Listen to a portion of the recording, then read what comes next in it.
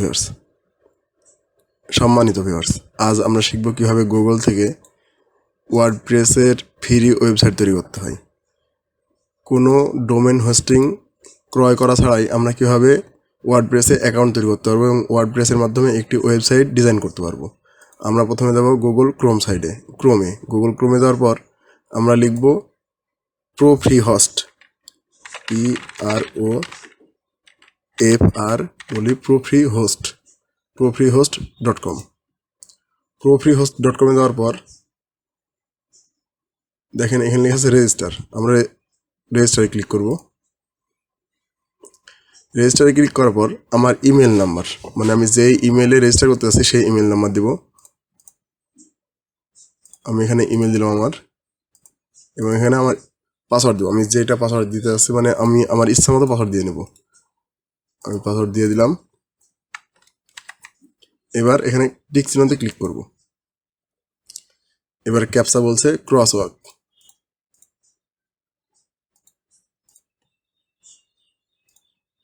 আমরা ক্যাপচাটা পূরণ করব। আমার ক্যাপচা ইনশাল্লাহ পূরণ হয়ে গেছে। দেখেন বলছে active account, please active your account first, did not receive activation email, recent active email. আমরা ইমেলে এটা চেক করব। আমরা চলে যাবো তাহলে গুগল ক্রোমে আমার, তারপর আমরা আর ইমেল চেক করব।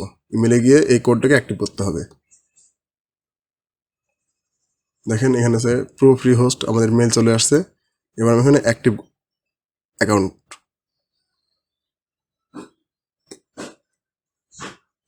দেখেন লেখা আছে your account has been activated, you do not have an account yet, create new. আমি ক্রিয়েট নিউ ক্লিক করব। আমাদের সোজাসুজি ওখানে অ্যাক্টিভ চাপলে আমাদের এই পেজে নিয়ে চলে আসবে। আমরা ক্রিয়েট নিউ ক্লিক করব।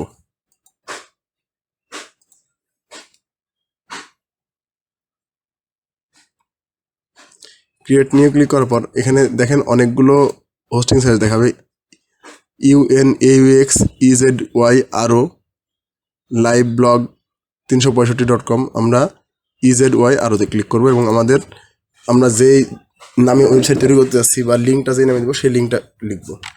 আমি লিখলাম শামিম 74। এবার আমি দেখেন যদি অ্যাভেলেবল হয় তাহলে অ্যাভেলেবল দেখাবে, আমারটা অ্যাভেলেবল দেখাচ্ছে। যদি অ্যাভেলেবল না দেখাই তাহলে আমরা অন্য নাম দিব, মানে সেই নামে অন্য একটা অবশ্যই আছে, এই জন্য আপনাকে অ্যাভেলেবল দেখাবে না। এখন আমারটা অ্যাভেলেবল দেখাচ্ছে। আমি টিক চিহ্নে ক্লিক করব।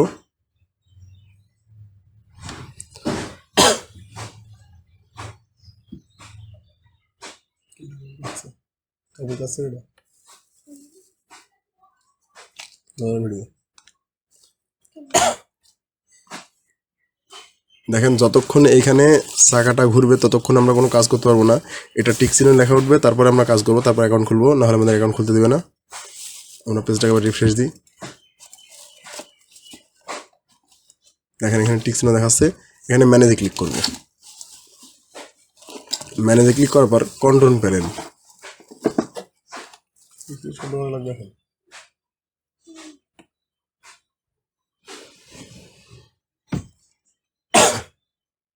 দেখেন এখানে ঢুকতে এসছে না, অ্যান্টিভাইরাস আছে, এই জন্য আমরা প্রসিড সি প্যানেলে ওকে করবো।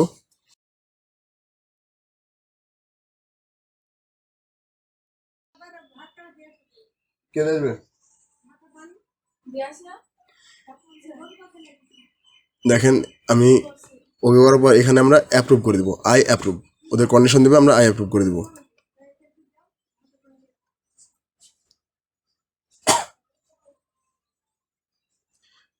তারপর দেখেন আমাদের এখানে যেইগুলো আমি অ্যাভেলেবল যেগুলো করতে পারবো সেগুলো দেখাচ্ছে। আমরা সোজা চলে যাব এখানে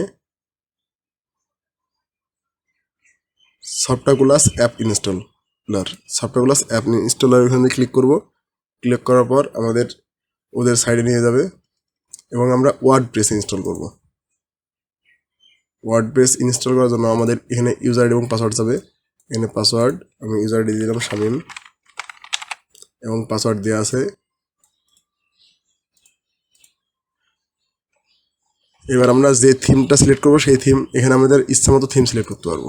দেখেন এখানে অনেকগুলো থিম দেখাবে। আমি এটা এই থিমটা সিলেক্ট করলাম, সিলেক্ট থিম, ইয়েস। এবার আমরা ইনস্টল দেব, ইনস্টল। দেখেন ওয়ার্ডপ্রেসটা ইনস্টল হচ্ছে, এখান থেকে কিছুক্ষণ সময় নেবে।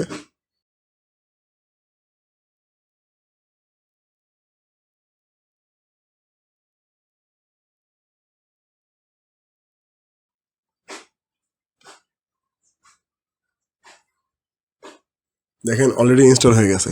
আমরা আমাদের সাইডে চলে যাবো। আমরা উপরে যে লিঙ্কটা দেখতে পাচ্ছি সেটা আমাদের সাইট। এখন আমাদের সাইটটা কেমন হয়েছে আমরা দেখি। আমি ওপেন নিউ ট্যাব ক্লিক করলাম, সোজাসুজি তারা আমাদের সাইডে নিয়ে চলে যাবে। দেখেন আমি এই থিমটা সিলেক্ট করেছিলাম, আর এটা আমার সাইট। উপরে দেখতে পাচ্ছেন shamim74.ezyaro.com। আমরা এইভাবে আমাদের সাইট, যে কোনো ওয়ার্ডপ্রেস সাইট ইচ্ছামতো ডিজাইন করতে পারি বা আমরা কাজ করতে পারবো। এখন আমাদের প্রিয় ভিউয়ার, আমার এই ভিডিওতে আমি আপনাদের দেখালাম কীভাবে ফ্রি ওয়ার্ডপ্রেসের ওয়েবসাইট তৈরি করতে হয়। এর পরবর্তী ভিডিওতে আপনাদের দেখানো হবে যে এই সাইটটি। যদি আমার ভিডিওটি ভালো লেগে থাকে তবে অবশ্যই লাইক, শেয়ার এবং সাবস্ক্রাইব করতে ভুলবেন না।